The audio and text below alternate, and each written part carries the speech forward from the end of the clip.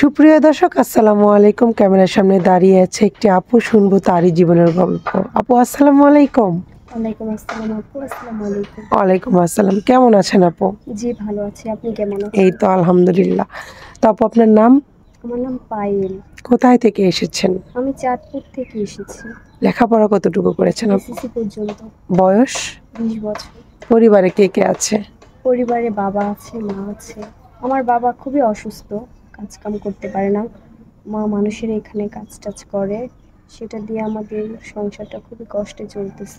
মানে আপনার বাবা অসুস্থ থাকার কারণে এখন কি আর করবে? আপনার যেহেতু বড় ভাই নেই মেবি, এর জন্য আপনার মা কাজ করছে। জি। বাবা যেহেতু অসুস্থ, মা তো বয়স্ক হয়েছে, তাই না? হ্যাঁ। অনেক টাফ হয়ে যাচ্ছে সংসারটা চালানো।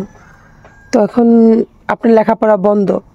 হ্যাঁ, আমার পড়াশোনা বন্ধ। আমার বাবা যখন ভালো ছিল, যখন সে কাজ করতে পারতো, তখন সে আমাকে পড়াশোনা করিয়েছে।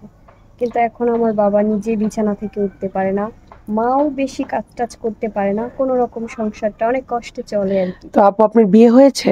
না আপু, আমার বিয়ে হয়নি, কারণ আমরা খুবই গরিব। আর আমাদের ওরকম সামর্থ্য নেই যে টাকা পয়সা, যৌতুকের টাকা পয়সা দিয়ে মানে বিয়ে করা। যখন যেখান থেকে আমার কোনো বিয়ের প্রস্তাব আসছে, সেখান থেকেই মানে যৌতুক হিসেবে অনেক টাকা চাইছে, যেটা আমরা দিতে পারি নাই। আর আপনাদের এখানে আসার মাধ্যম হচ্ছে আমি একজন ভালো মনের জীবন সঙ্গী চাই, যে সারা জীবন আমার পাশে থাকবে, যে যৌতুকের টাকা ছাড়া আমাকে বিয়ে করবে। হ্যাঁ আপু, আপনি এটা বলতে চাইছেন যে আপনাদের ফ্যামিলি থেকে অনেক টাফ হয়ে যায় যৌতুক দিতে, কারণ আপনার বাবা অসুস্থ। আর একটা সংসার একটা মেয়ের পক্ষে চালানো অনেক টাফ হয়ে যায়।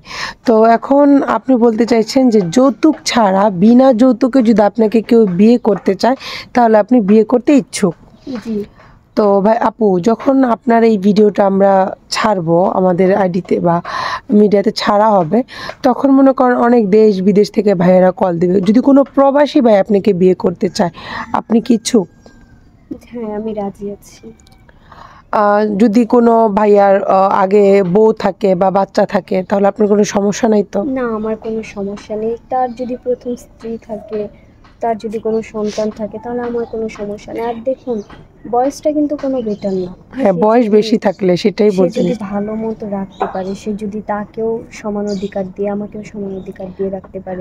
কারণ আপু, আমি একটা কথা বলি, অনেক আমরা মেয়েরা কিন্তু স্বামীর ভাগ কাউকে দিতে চাই না, তাই না? তো আপনি বলতেছেন যে ওনার দ্বিতীয় স্ত্রী, প্রথম স্ত্রী থাকলেও সমস্যা নেই। আপনি কেন বলছেন আমি এটা বুঝতে পারছি, যে একটা পুরুষ 4টা বিয়ে করতে পারে যদি সমান অধিকার দেয়। যদি সমান অধিকার দেয়, তাহলে আমাদের মেনে নিতে তো কোনো সমস্যা নেই, তাই না? সমস্যা নেই, এটা হাদিসেই আছে। হাদিসে আছে। আপু, আপনি নামাজ কালাম পড়েন? হ্যাঁ, আমি নামাজ কালাম পড়ি। ভালো লাগলো। তো আপু, আপনাকে যদি কেউ বিয়ে করে, বিয়ের পর আপনার কোথায় যাওয়ার ইচ্ছা আছে? বিয়ের পরে ঘুরতে যাবে না, যে হাজবেন্ড নিয়ে ঘুরতে যাবে? যদি আমাকে হেফাজত দান করে, যদি আল্লাহ তাআলা আমাকে সেরকম সামর্থ্য দেয়, ইনশাআল্লাহ সৌদি আরবে যাওয়ার ইচ্ছা আছে। স্বামীকে নিয়ে? মাশাআল্লাহ, অনেক ভালো। আপু, ছোট ফ্যামিলি পছন্দ না বড়? আমার জয়েন্ট ফ্যামিলি পছন্দ। ও, সবাইকে নিয়ে একসাথে থাকতে পারি, হাসি খুশিতে থাকতে পারি, কারণ ছোট থেকে অনেক কষ্ট করেছি। এখন যাতে বাকি জীবনটা আল্লাহ তাআলার হুকুমে আমি সবাই মিলে হাসি খুশি জীবনটা কাটিয়ে দিতে পারি। তো সুপ্রিয় দর্শক, পায়েল আপুর সাথে যদি কেউ যোগাযোগ করতে চান, স্ক্রিনে একটি নাম্বার দেওয়া আছে। এই নাম্বার ইমো, হোয়াটসঅ্যাপ দুইটাই আছে। আপুর একটা স্ক্রিনশট মেরে পাঠিয়ে দিবেন। কেউ অযথা অডিও কল, ভিডিও কল দিয়ে বিরক্ত করবেন না। আপনি আপুর স্ক্রিনশট মেরে আপুর পিকটা পাঠিয়ে দিয়ে একটা ভয়েস করে রাখবেন। আপনাকে আমাদের চ্যানেল কর্তৃপক্ষরা আপনাদের সাথে যোগাযোগ করিয়ে দেওয়ার চেষ্টা করবে। তো আপু, আপনি নামাজও পড়েন।